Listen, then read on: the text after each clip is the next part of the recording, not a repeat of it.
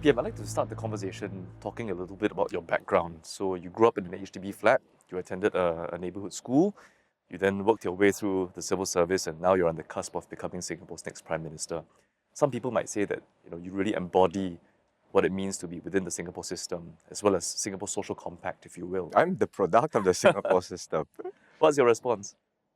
Well, the social compact is in many ways the essence of the Singapore story. It's about who we are and the kind of society we want to be.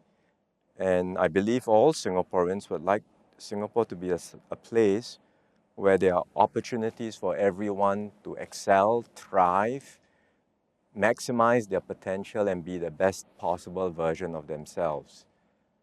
But everyone is different. We all have different abilities and strengths. We learn at different paces.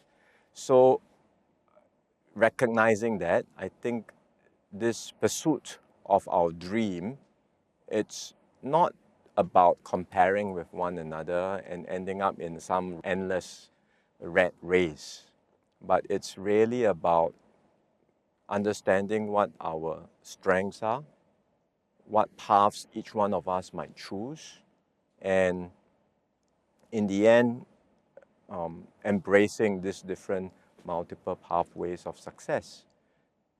But to make this happen, we must have a system and a society where every job is respected, where there is fair pay for every job, and we recognize people for each one of their contributions. It's not a hierarchy, it's not about status, because people will succeed in different ways, and we must embrace all these different pathways and these different roles and contributions that everyone in society makes. At the same time, I think part of the compact is also about having a system where there is greater sense of assurance and security for Singaporeans regarding the basics in life, whether it's housing, education, healthcare, retirement, so that regardless, whatever path they choose, whatever job they pursue, so long as they work consistently, they can be assured of these basics through every life stage. And they can also be assured that if they were to fall into troubles or some inevitable setbacks in life, they will be able to bounce back stronger. And this assurance, this support has to be provided not just by the government alone, but it also has to be provided by all of us in society so that we feel a sense of shared responsibility to one another, and we can grow as a more gracious, more generous, more big-hearted society. So I think these are the key elements of what we would like Singapore to be. These are captured in the Forward Singapore report after we had engaged with many Singaporeans, and we certainly will take steps towards strengthening this compact and shaping this future Singapore together. I mean, that has been quite a prominent message across the past couple of years in your political career. But even before that, you started off as a civil servant before taking the leap into politics. I just wanted to understand what your motivations for that were, and maybe on a related note, how much has your life changed since then? And now that you're about to become the Prime Minister, how much more are you prepared to show of yourself on a personal level to Singaporeans? I entered politics because I saw it as a continuation of public service. And I have, over the years, found my calling in public service. It wasn't the case when I started out to work, to be fair. When I started working, I was an economist in the Ministry of Trade and Industry.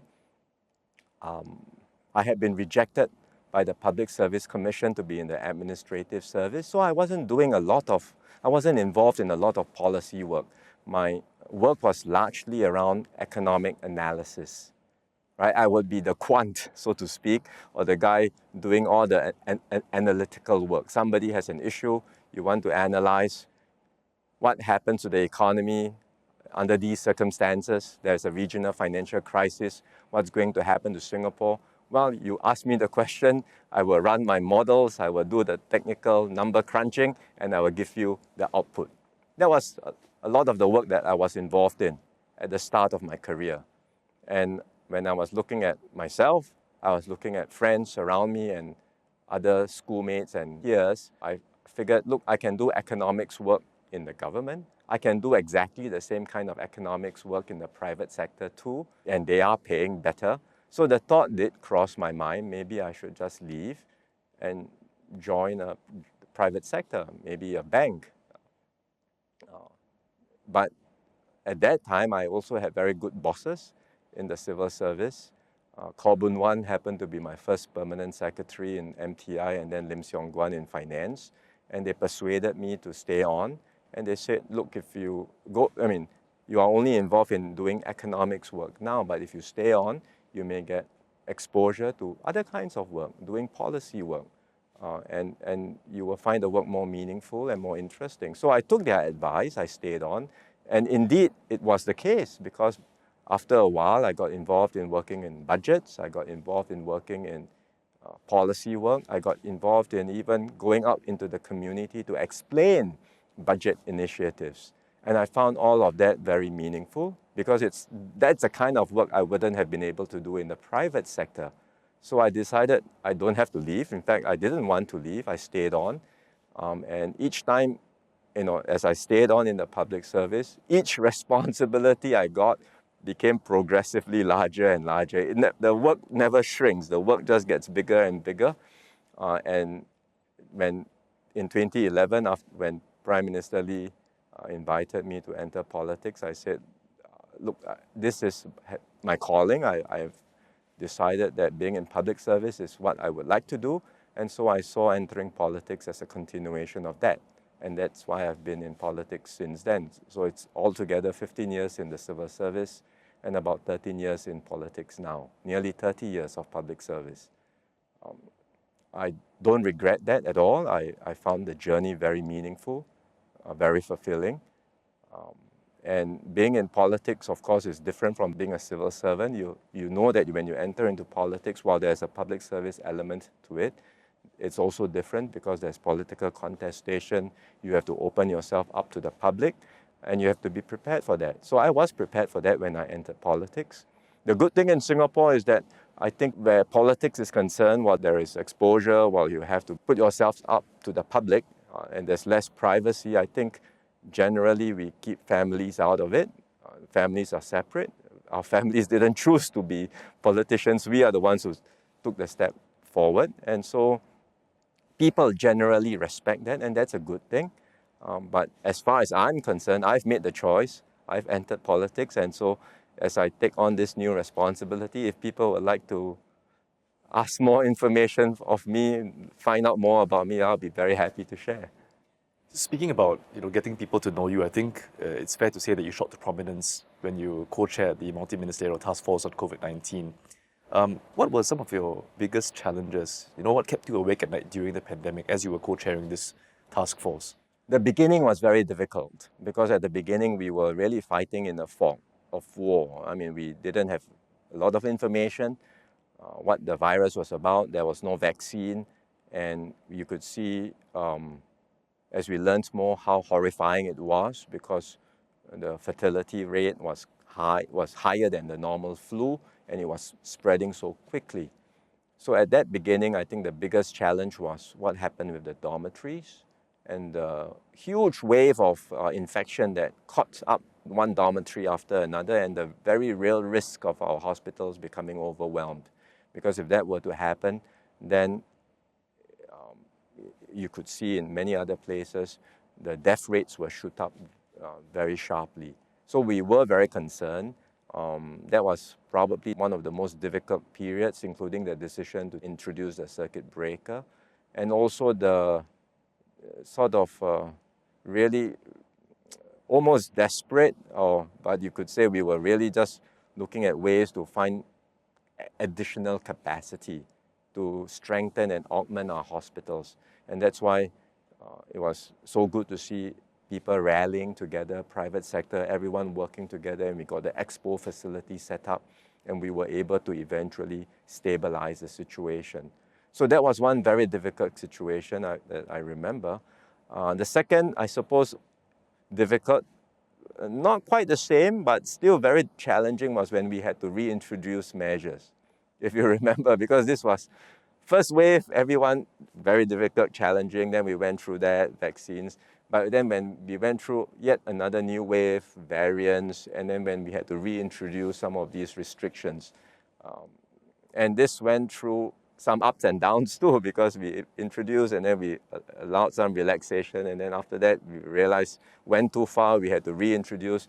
That bumpiness and that sort of having to explain to Singaporeans how we manage the balance, right? We want to get our lives back to normal, but we also have to make sure that we do not overwhelm the hospital system. That was also very challenging. And that was the second part, I think, nearer to the second part of the COVID period. But that was also a very difficult period for us, more so to explain to the public because they were getting frustrated, and more so to make sure that everyone understands our approach towards tackling COVID. DPM, we just heard about your thought process in deciding to join politics. You also shared before your decision in agreeing to become the next Prime Minister. Just wondering, between the two, what were the differences? Was there a different kind of struggle that you have to cope? And also wondering what was Mrs. Wong's reaction when you agreed to be the next PM? It's similar and yet it's different. Similar because it's still very much a continuation in my mind of public service. Different because obviously this is a much bigger step forward. From a civil servant to entering politics, first of all, when I made that shift, it was not about, oh, I'm making the shift to be a minister. No, you don't know what role you take on when you enter politics. No one tells you, right? So you just know that you are entering politics, and only later they assign you an appointment. And I started out as a Minister of State. And that transition was, there was a transition adjustment to be made, but I knew what I was getting myself into. I had worked with many office holders in the past as a civil servant. I knew what the job entailed, and I was prepared for it. From a minister to a prime minister, yes, you are first amongst equals, but I had seen also how much the scale of responsibilities, what it entailed, and what was involved in this job. It's not just about one ministry, one GRC. Now you're talking about national responsibilities, leading the party into election. So it was a much bigger role.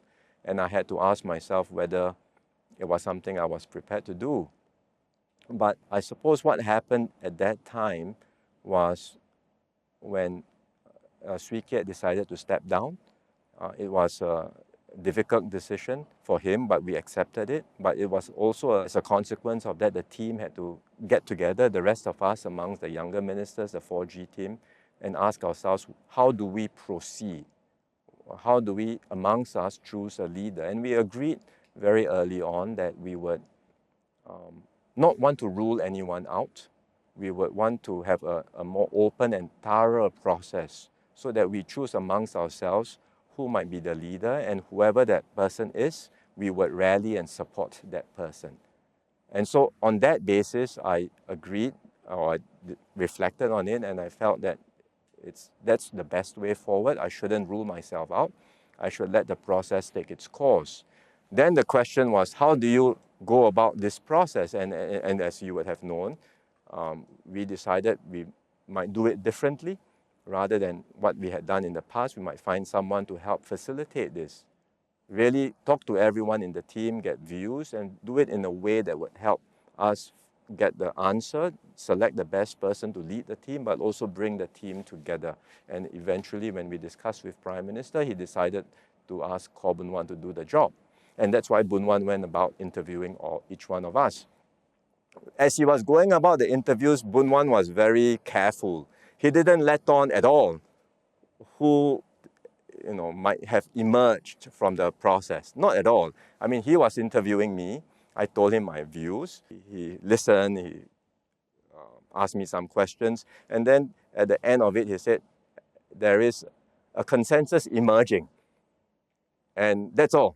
I didn't think very much of it. He didn't tell me who it was. I didn't ask. I didn't probe. All he said was he has done about half of the interviews, and there is a consensus emerging.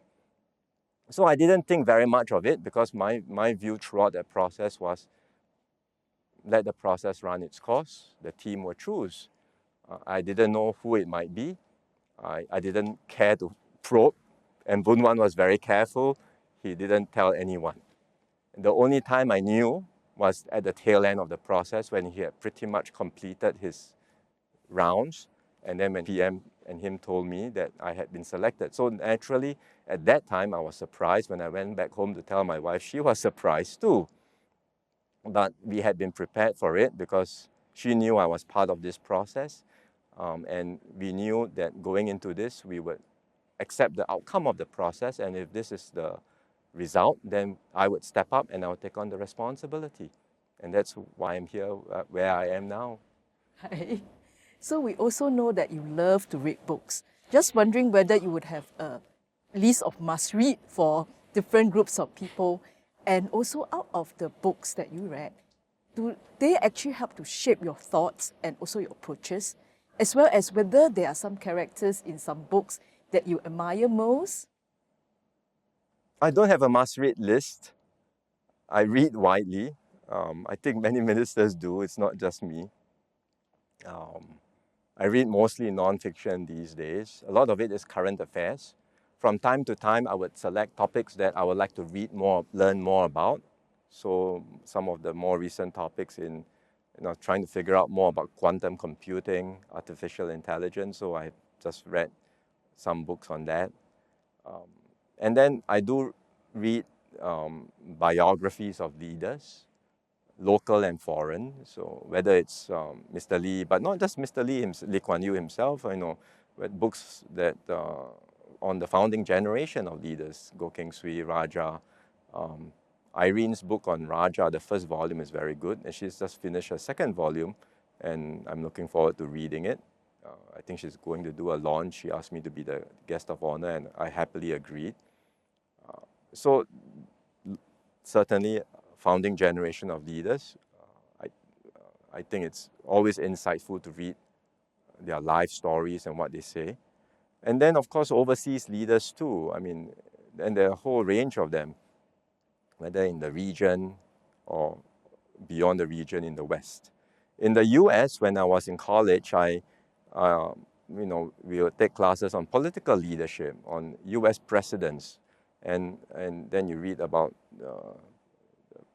whether it's Teddy Roosevelt, FDR, and I remember one of the books I read on Eisenhower and what he had said about leadership that always remains with me. He distilled leadership into two things. One, knowing what to do, and two, getting people to do what is the right thing. And it sounds very simple. But actually there's a lot of wisdom in that. First, you need to know what to do. Knowing what to do doesn't mean that the leader must have all the answers, but certainly the leader can listen to advice, get views, but eventually the leader must say this is the way forward. Because if you are not even able to articulate and express this way forward, then there's no need for a leader to exist. So knowing what to do is important. But the second part is equally important. You have decided after a process or whatever it is, this is the best way forward. How do you get everyone to come around to agreeing with you and bringing everyone on the same page and say, let's move this way? And that's not easy to do too. That requires communication, it requires persuasion, it requires ways to inspire people, engage people, motivate them, and get everyone on the same page. And that's just as important. Otherwise, the leader will be charging alone. So I think thinking through these two aspects of leadership, how it's actually manifested and how best to bring to bear such leadership skills in every situation is something that has always remained with me. DPM, in preparation for your role to be the leader of a country made of multiple races and religions, perhaps you can share with us a glimpse of how you've been preparing yourself for the role, perhaps to be more familiar with the communities here, Malay community. Perhaps you've been reading more of Berita Harian, listening more to our podcast, or perhaps taking Malay language lessons? I am taking Malay language lessons. I'm doing it as best I can every week. It's not something only now. I've been doing it off and on. For some time, even before then, as a civil servant, I did a little bit conversational as a civil servant. And then after entering politics, I also continued with it. But now, ever since the appointment as DPM, already close to 2 years, I've been taking the lessons more seriously too, because I do want to engage more in Malay, speak in Malay. It's a continuing process. I think to be able to deliver a speech, it's something I can do. To be fluent and be able to engage completely in Malay, I think that will be much, much harder. But never say never. I'll just keep on working at it and trying to get better. As Singapore society matures, so does our identity. And what is your comment on this evolving Singaporean identity in terms of the different ethnic groups here and maintaining their separate cultural identities?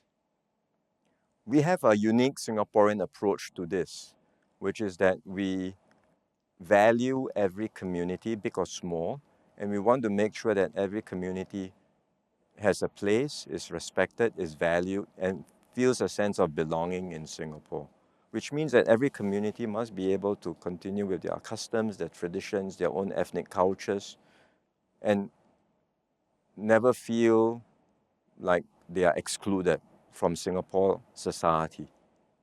At the same time, we work with all communities to find common ground, to see what is it that brings us together as Singaporeans. And we continually work towards evolving and strengthening this sense of Singaporean identity. And this is not a new approach. This has been our approach since independence, and you can see the results of it. It's the reason why we say a Singaporean Chinese is different from a Chinese from China. It's likewise, a Singaporean Malay is different from someone from the region. A Singaporean Indian is very different from someone from India. If you listen to the Singapore Chinese Orchestra, the way they sound is very different from a Chinese orchestra from China. And same for our Malay, our Indian cultural and arts groups. There's something distinctive about that Singaporean tradition. And I think that's something precious which we must continue to build upon, and it will continue to evolve. At the same time, I think we also recognize that as a diverse society with different ethnic groups, we will always be susceptible to external forces outside of Singapore.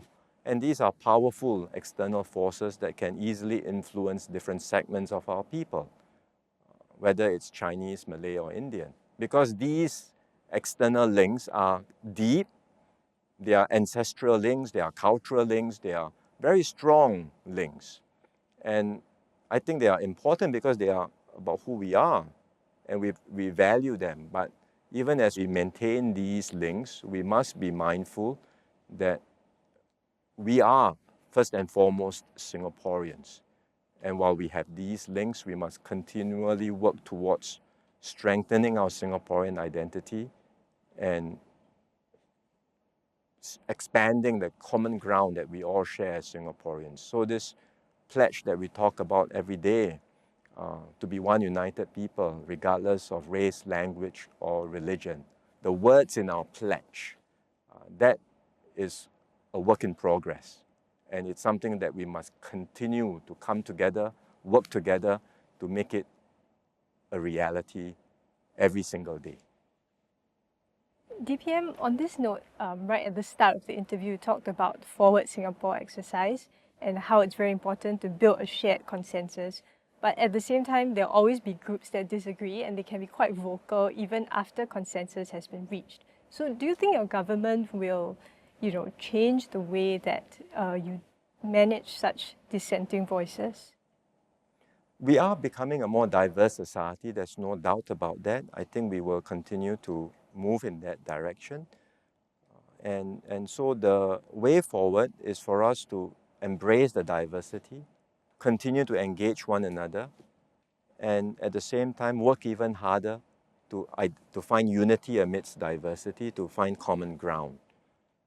from the government's point of view, we do want to open up the space for different groups to be involved in shaping our future. We take this very seriously. That's why, in our Forward Singapore engagements, we engage many different groups. That's why we are also creating new platforms for people, not just to give their views, but to participate in decision making. We have youth panels, we have alliances for action, we've created a Singapore Partnership Office. So we are creating more and more platforms for Singaporeans to be involved. There will be instances, of course, where we have to agree to disagree because there will be differences in views. There will be instances where the government, after sounding out different segments, may have to embark on policies that are not so popular, but we think necessary and important for Singapore and for Singaporeans.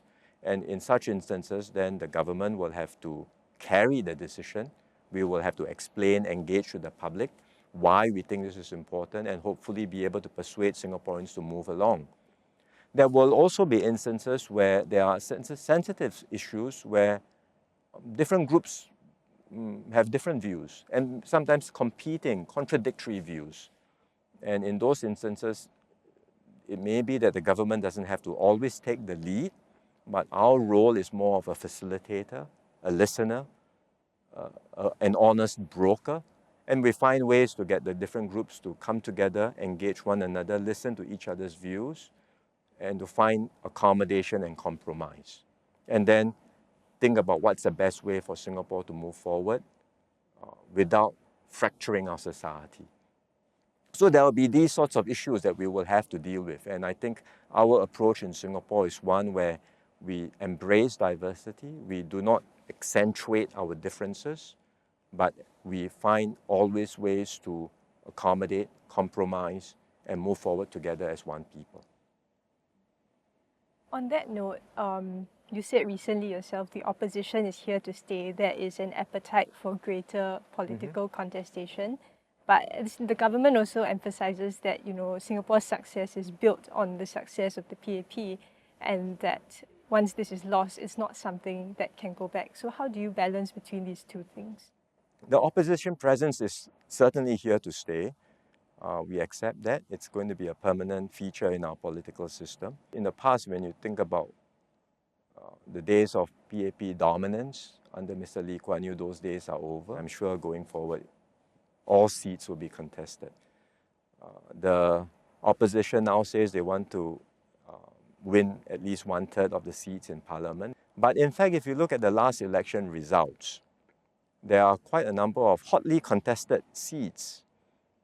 And if you were to take not just the Workers' Party, but one or two other opposition parties, if in the next election the contest is fiercer and we were to lose just a few percentage points, it is not unimaginable for 2 or maybe 3 opposition parties to come together, form a coalition, and run the government, get more than 50%. Not at all unimaginable. And that's why when I said that I do not assume the PAP will win the next election or that I will automatically be the PM after the election, I say that seriously. This is the reality of our political situation today. It is no longer a dominant system, one-party system. It is a system where there are alternative voices in Parliament, where there are diverse views that can be heard on any issue. And it's a system where there is consent, but there has to be a mandate and effective governance for whoever is given the mandate. That's what we hope to preserve, that this will continue to be a system where a mandate is given to the ruling party, and the ruling party is able to govern Singapore in the best interest of its people. Of course, on my part as leader, as Prime Minister and later leader of the party, I will do my very best to make sure that the PAP earns the confidence and trust of Singaporeans, and we get the mandate to govern. But if along the way, who knows how long, but down the road, if we hope not, this will not happen, but if it does happen that the PAP is not able to deliver up to the standards that Singaporeans expect of us, and an alternative party or parties emerge that can offer a better answer, then they deserve to get the mandate. But so long as it's under my watch, I will do everything I can to make sure that the PAP earns the confidence and trust of Singaporeans. So a few weeks ago, during your doorstop, you also talked about how we need to re-examine and refresh our approaches, and also relook certain things that we might want to change.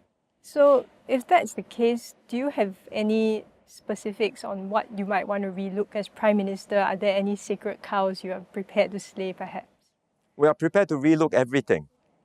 And we are prepared to, it's not so much that we are going to slay a sacred cow for the sake of doing so, but we are prepared to re-examine all our assumptions and consider under different circumstances, different societal expectations and needs, how might we do things different? And we have already started this process because the Forward Singapore work has already started. We've done things like updating the definitions of public housing. That was a big move. We have put in place a significant and substantial improvements to Skills Future. And soon we will be announcing the new details of the unemployment benefit scheme, which we talked about, which, we in the past had said this was not something we would do. But again, now under different circumstances, recognizing that the economic environment is going to be more volatile, that the pace of change will be faster, technological advancements are continuing, and therefore jobs will be disrupted more and more, we feel it's necessary to have some support system in place, and that's why we are doing it, and we are designing it in such a way that it will allow people who are unemployed to get new skills, a new wave of learning, not as a burden, not for grades, but really to give them a second boost in their careers, and then hopefully they will be able to get a better job after that. So it's one illustration of how we are prepared to re-examine all our fundamental assumptions and consider ultimately what's the best way to take Singapore forward. Okay, so moving forward, over the years, Singapore has overcome several challenges and we have grown from strength to strength. And we have, like you have mentioned very accurately, our stance has always been pro-Singapore. But having said that, we do acknowledge that external events do impact our nation. So my question to you is, given that the external environment right now is filled with uncertainty and there are countries advocating for their own nationalistic interests, what are your biggest concerns for Singapore at this point in time? And also, what are your guiding principles in steering Singapore through these choppy waters towards the right direction? The external environment indeed is a big concern for us because even as we go about leadership transition and entering our next phase of development, we are doing so at a time when the world is changing. And it is going to be a new global order, which is likely to be very messy and unpredictable because the world is in flux. The unipolar moment for America has ended. Everybody talks about going into a multipolar world, but it's not quite at a stable equilibrium yet. And this period of transition will be very messy. It will be marked by nationalism, protectionism, excessive nationalism. I mean, nationalism itself is not a bad thing, but excessive nationalism, very aggressive nationalism, protectionism, rivalry between the major powers. The pattern of globalization that we have benefited from in the last 30 years will also be very different. And Singapore being such an open economy, with trade 3 times the size of our GDP, we will certainly be impacted. But it doesn't mean that it's all doom and gloom. Because amidst this challenging environment, there will be opportunities and there will be silver linings in the dark clouds. Because Asia is still where I think the center of gravity of the global economy will be, in Asia. That's where most of the growth for the global economy will come from. And a lot of companies therefore want to be sited in Asia. A lot of international, multinational companies still want to have presence in Asia, and they want to diversify their exposure in Asia. not just in China or any one single country. They would like to look at broadening their exposure, de-risking, diversifying, and therefore ASEAN becomes an attractive proposition. And that's why within ASEAN, Singapore also has, I think, a very high level of international reputation today. We are admired, we are trusted, and companies do want to do business out of Singapore to service not only ASEAN, but the wider Asian region. So if we make the right moves, if we strengthen ASEAN integration and unity, I think we can continue to thrive and excel even in a dark and troubled world. We still can make a good living for ourselves. Of course, navigating this new environment will require us to be more thoughtful, quite careful, to be nimble, and to find ways to not get caught up in the geopolitical currents. But you ask what are the guiding principles for that? At the end of the day, we have to be guided by what's in Singapore's national interest and do so in a way that's consistent and principled. And that means from time to time, we will have to say things or do things that some countries may not be so happy with. It could be China one day, it could be US another day. We are not here to find a balance between the two. So if one day I take a position against one country, the next day I have to find another thing to say or for the other country so that I can somehow achieve some perceived balance. That's not our approach. Our approach is to stick to our national interests and act in a way that's consistent and principled. And doing so will, not everyone will like what we say all the time, but I think if we continue with this approach, it will make us a more credible and trusted partner over time because people know what we stand for, people know what Singapore means, and I think they will be better prepared to partner with us and work together with us. Thank you. So the next question that I have for you is, in the past, Singapore government has looked at other advanced economies for new ideas and for latest technological developments. But at this point in time, I think Singapore has a cutting edge in many areas. I mean, of course, there's work in progress, but at this point in time, given the situation that we have an edge in many areas, do you believe and are you confident that the government has and will have the talent to actually write many more successful chapters in our Singapore story? I'm confident not just in the government, but in Singaporeans. I think in the end, it's up to us to move forward in this new phase. You are right that in this new phase, we are entering it at a much higher level than we used to. We are in a much stronger position today than ever in the past. Our economy is already at a high level of development. And if you look at any area of society, housing, healthcare, education, transport, and then you benchmark, you find indicators to benchmark, we probably rank quite high in each one of these. In the past, we could come up with a broad statement like Swiss standard of living. It's very hard to identify one single benchmark today. So in this new phase, we are in uncharted territory. We have to find our way forward. We have to still learn from the best, find best practices, but we have to break new ground. We have to find fresh solutions for our problems and challenges. And that's what I will endeavor to do, not just with my team, but by harnessing the collective energies of all Singaporeans. Thank you. DPM, let's talk about the future generations of Singapore. You have met many young Singaporeans during the Forward Singapore engagements. What are some of your observations that give you hope and confidence in this new generation? I am confident and hopeful because the sense of Singaporean identity is growing amongst younger Singaporeans I engage.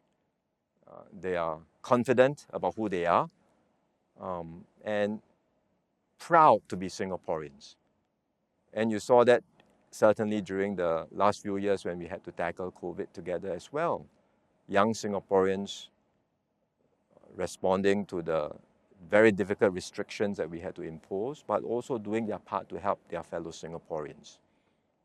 I'm also hopeful because I see many young Singaporeans now, certainly much more well informed than I was when I was their age. They read a lot more widely, they get access to all sorts of information, and they are clearer about what they would like to do in life.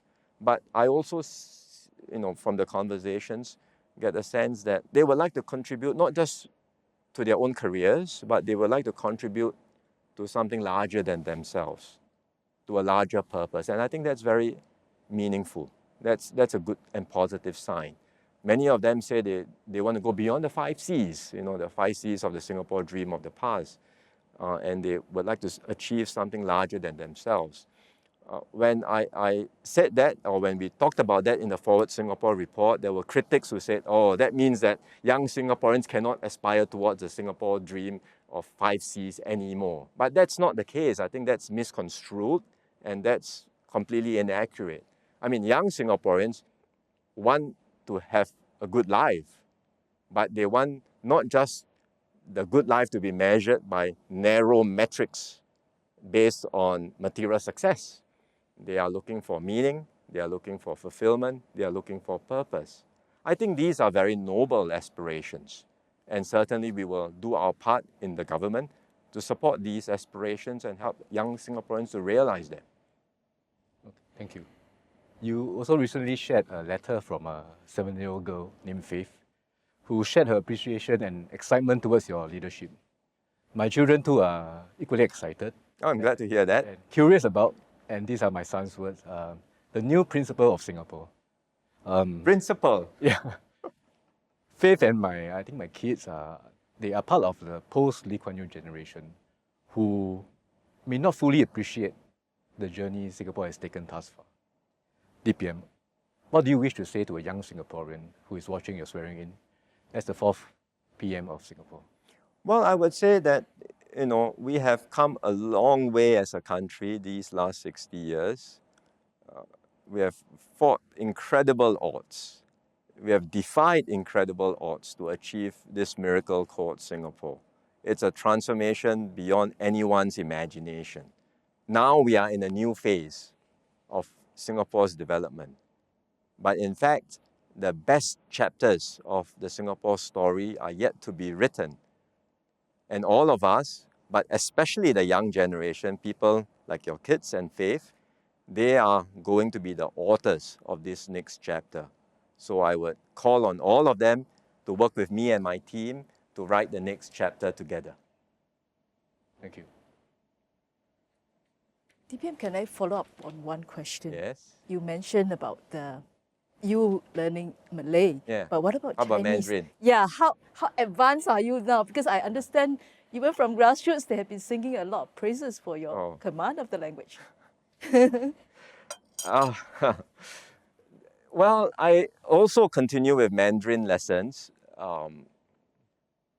In the last 1 or 2 years, probably not as frequently as Malay because I've had to bring up my Malay to a better level, so focusing on Malay, but I do continue with my Mandarin lessons from time to time. With Mandarin, it's different. It's not so much about learning a language from very low levels. With Mandarin, after all, I've studied Mandarin in school all my life. I also struggled with studying Mandarin in school all my life, but I have had the foundations in me. It's just that I didn't have the benefit of growing up in a family environment where we speak Mandarin regularly. So it's very interesting because when I compare with some friends who have that kind of an environment, they are more confident in speaking Mandarin on a day-to-day basis. Yet, when we talk about writing and reading and understanding of words, somehow my foundations are better than theirs. Because I took Mandarin classes seriously, I studied Mandarin seriously, and so therefore my reading, writing, the foundations are all there. So to me, with Mandarin, it's about just using it more regularly.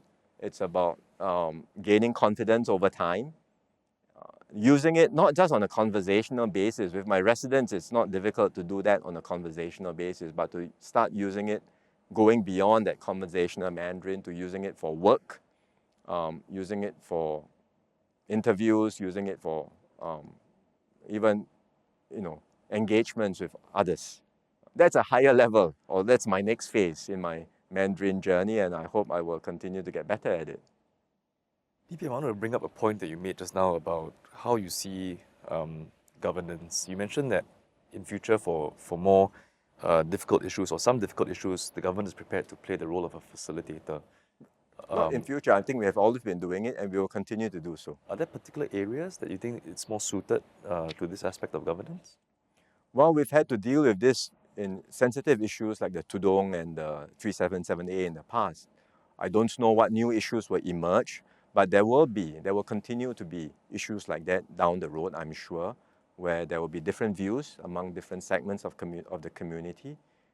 And in some of these instances, not all, in some of these instances, the government doesn't necessarily have to lead from the front, because some of these instances, the social norms have to evolve more organically. The government, therefore, its role is not so much to say this is the way, but to facilitate, to bring people together, to find consensus on how best to move forward as a people. I would like to ask, during the COVID-19 pandemic, I believe many Singaporeans still remember the visual of you expressing your appreciation to the unsung heroes who fought hard during the pandemic. It really struck a chord with many people. So I think the human side of you was, you really showed that so beautifully. So in a recent interview, when you were asked about how would you govern Singapore, you mentioned that if you have to take hard decisions in the interest of Singapore, you would do that. So can we say that you would lead Singapore with an iron fist and cased with velvet gloves? Or how best would you describe your leadership style? Well, it's what I've described already, which is that I will listen, I will engage widely, but at the end of the day, I will have to carry the final decisions and bear the ultimate responsibility of decisions taken. And when I do so, I will have to explain to the public, especially when it comes down to decisions that may not be so popular, but the government feels are important for Singapore. And I think Singaporeans have seen me doing that time and again during COVID or in the budget. So they know that, as far as my leadership style is concerned, I will be open, consultative, I will listen, but in the end, I will not shirk from doing the right thing and the important decisions that are necessary to take Singapore forward. So that's how I would describe myself. I don't know if that means iron fist in velvet gloves or whatever other metaphor you want to use, but I think over time, Singaporeans will get a better sense of me and my leadership style, and these things will play out and time will tell. I don't have to write my legacy today. I think hopefully at the end of my time and my tenure, I will leave people to write my legacy and what kind of a prime minister I am. But for now, entering this role and taking on this responsibility, I will only endeavor to do my best and to serve with all my heart Singapore and Singaporeans. DPM, thank you very much for joining us today for this interview. We appreciate the time as well as the insights that you've shared with us. So thank you once again. Thank you. Thank you, everyone. Thank you. Thank you.